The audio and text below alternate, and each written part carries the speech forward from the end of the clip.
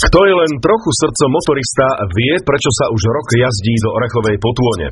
Jasné, na prvý slovenský pretekársky okruh Slovakia Ring. Ale od minulého týždňa je na návštevu o dôvod viac, lebo v Chotári pribudla nová stavba a my sme boli na slávnostnom otvorení.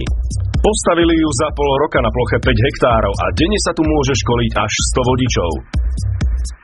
Doteraz sa na Slovakia Ringu jazdilo rýchlo. Už sa bude aj bezpečne? Ja si myslím, že áno. V princípe podarilo sa nám dotiahnuť druhú fázu projektu do konca a spúšťame Centrum bezpečnej jazdy. My sme sa ani na začiatku netajili s tým, že chceme riešiť motoristický problém celkovo ako všeobecne, takže toto práve zaradené nám doplňa to portfólium, takže chceme stiahnuť rýchlych vodičov na náš rýchly okruh a tých, ktorí chcú urobiť niečo pre seba, dokonaliť sa a vedieť, čo ich auto dokáže alebo nedokáže, a práve budú môcť využívať toto Centrum bezpečnej jazdy. Kto mal šťastie, vyskúšal si už jazdu na takomto poligóne v susednom Rakúsku a konečne máme špičkový výcvikový areál aj doma. Ako by mal slúžiť? Našim prvoradným cieľom je naučiť aj slovenského vodiča, aby vedel zvládnuť krízovú situáciu. Takéto systémy vzdelávania sú absolútne bežne a legislatívne podporované vo vyspelých štátoch alebo krajinách. A my sme takéto stredisko doposiaľ na Slovensku nemali, to znamená, sme veľmi radi, že sme dokázali takéto niečo priniesť pre vodičov a sami si môžu vyskúšať, ako sa majú chovať, čo majú za volantom robiť v krízovej situácii, keď nastane a ide o život. Koľko ľudí ste schopní tu vyškoliť? Kapacity sú naozaj veľké, pretože máme 4 samostatné moduly, to znamená, denne sa to pohybuje na úrovni 4 až 8 skupín, ktoré môžu bežať paralelne, pretože máme taktiež umelé osvetlenie a tým pádom dokážeme aj vo večerných hodinách školiť. Prevádzka Centra bezpečnej jazdy je celoročná a sám staviteľ nám garantuje plnohodnotnú prevádzku až do minus 20 stupňov. Vydržte, k téme sa dnes ešte vrátime. V októbri bolo na Slovensku 1976 dopravných nehôd, pri ktorých zomrelo 37 ľudí, mnohí zbytočne.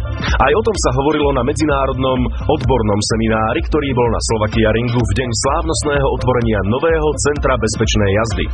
Zvyšovanie praktických zručností vodičov je otázka celoživotného vzdelávania vodiča, pretože autoškola dokáže dať vodičovi tie nevyhnutné základy pre bezpečné vedenie motorových vozidiel priamo v cestnej premávke. Ale vzhľadom na tú rozmanitosť a rozličnosť tých dopravných situácií nie je schopná autoškola namodelovať všetky situácie, do ktorých sa vodič môže dostať. Predovšetkým sú to tie krízové situácie, kedy závisí život človeka od desatín sekundy, tak nedokáže vodič jednoducho ich inak riešiť len zvyšovaním svojich praktických zručností, teoretických vedomostí a celkovej tej svojej pripravenosti. Je to dobrá cesta, správny krok, správnym smerom pre budúcnosť v znižovaní dopravných nehôd ako takých, ale predovšetkým znižovaní následkov na životoch a zdraví občanov, vodičov. A mohli by dopravní policajti prispieť k nejakej zmene legislatívy, aby sa takýto tréning, takáto nadstavba stali povinnosťou? Táto otázka je samozrejme v budúcnosti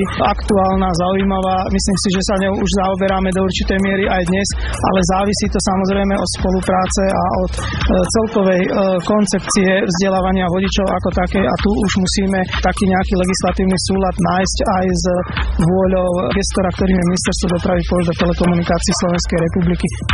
Je to beh na dlhé trate, ale možno sa v legislatíve niečo pohne. Potom sme oslovili človeka, ktorý posudzuje najťažšie dopravné nehody na Slovensku, profesora Kasanického zo Žilinského ústavu súdneho inžinierstva. Význam jednoznačne má, ako sme o tom hovorili už na tlačovej konferencii, že v autoškole nikdy nenaučia vodiča správať sa v krízových situáciách. Na to potrebuje dlhoročnú prax samozrejme. A toto je jedným z krôčkov k tomu, aby sme mu také tie základné návyky, neviem, či je správne použiť slovičko návyk, lebo za 3 hodiny neurobí návyky, ale aby sme ukázali, čo sa s vozidlom deje a stačia naozaj tieto 30-ky, 40-ky, maximálka tu bola 60 km za hodinu, vidíme, čo sa s vozidlom deje. My musíme ukázať, čo nesmie robiť a čo má robiť a čo sa stane, ak to neurobi tak, ako ho to naučia inštruktori.